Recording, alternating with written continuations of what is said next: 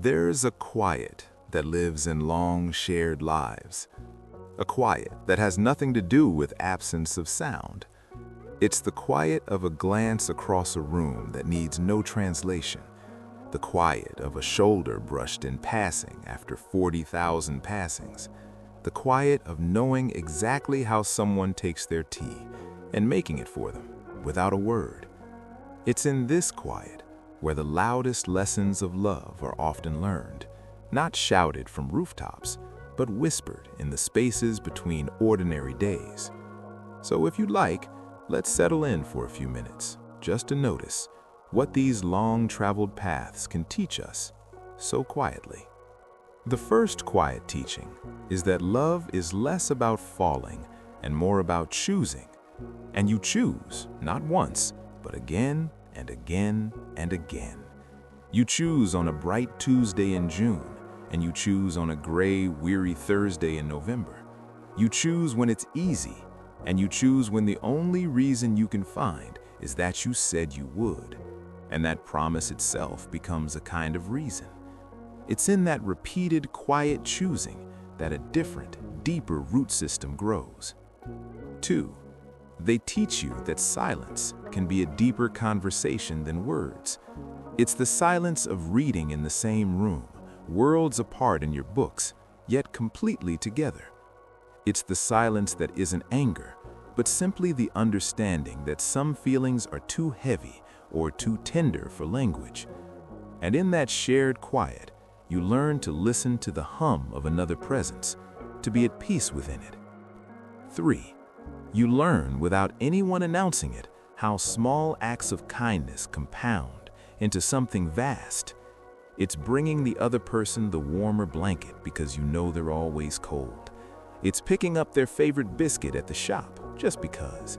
It's filling their car with petrol when you've used it. These are not grand gestures. They are quiet daily deposits into a shared account of goodwill. And over decades, the interest is a form of wealth that nothing else can buy. And in that dailiness, you are taught gently and relentlessly that forgiveness is not a single event. It is a practice, like tending a garden. You forgive the forgotten anniversary, the sharp tone after a long day, the same story told for the 100th time. They forgive your absences, your worries, your particular stubborn ways. It's rarely dramatic. It's the quiet decision, moment by moment, to not hold the grudge, to not keep score, to let the small irritations wash away like rain on a path. Perhaps one of the most beautiful quiet lessons is that you never fully know the other person, and that is not a failure. It is part of the mystery. After a lifetime, they can still surprise you. A memory you've never heard, a fear they finally whisper, a silly joke you never knew they had. You learn that the person beside you is not a map you have fully charted, but a landscape that changes with the light. And there is a profound respect in continuing to be curious, in still wondering, who are you today? With time, you see that conflict, when handled gently, becomes less of a battle and more of a doorway to understanding their old hurt, to explaining your own fear. The arguments lose their heat, but not their importance. They become quieter, slower. They become less about winning and more about saying, this is where it hurts. Can you see it? And often, the resolution is not an answer, but simply the quiet comfort of being seen in your mess and not turned away from. They show you the two sides of familiarity.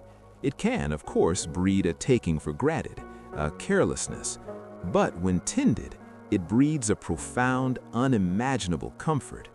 It is the comfort of being truly known in your morning face, your anxious habits, your unspoken dreams. It is the safety of no longer performing, of being home in another person's presence.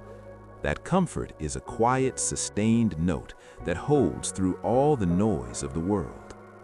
And you realize, slowly, that the foundation wasn't built on the grand holidays or the dramatic celebrations. It was built on the ordinary days, The thousands of shared meals, the side-by-side dishwashing, the uneventful walks, the mundane conversations about the dripping tap or what to have for supper. The real cathedral is built from these common bricks. The history you share is written here in this gentle daily prose. That shared history becomes its own kind of intimacy, a private language. Do you remember that little inn by the coast? That winter the power went out. The way our old dog used to. You don't need to finish the sentences. The memories are living things in the room with you. You have become archivists of a world only the two of you fully remember. And in that archive, you find a bond that cannot be replicated, only lived. Finally, a long marriage teaches you, perhaps most quietly of all, that staying teaches you as much about yourself as about the other. You see your own patience, your own capacity for anger and for grace. You see your own stubbornness and your own willingness to bend. You are reflected back, not in a flattering mirror, but in a true one. And in that reflection, if you look gently, you have the chance to grow, not just as a partner, but as a person. So, what do we do with these quiet teachings? We don't need to make them loud. We can simply hold them with a kind of gratitude, a gratitude for the paths that teach us through time, through patience, through the humble daily choice to turn toward one another. These lessons aren't just for those in long marriages. They are for anyone who has ever loved, who has ever chosen, who has ever stayed with something through seasons of sun and frost.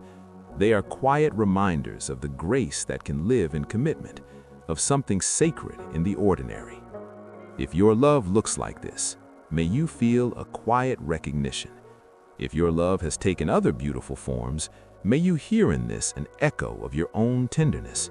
And if you are alone, may you see that this quiet wisdom lives in all deep connections, with friends, with family, with the world itself.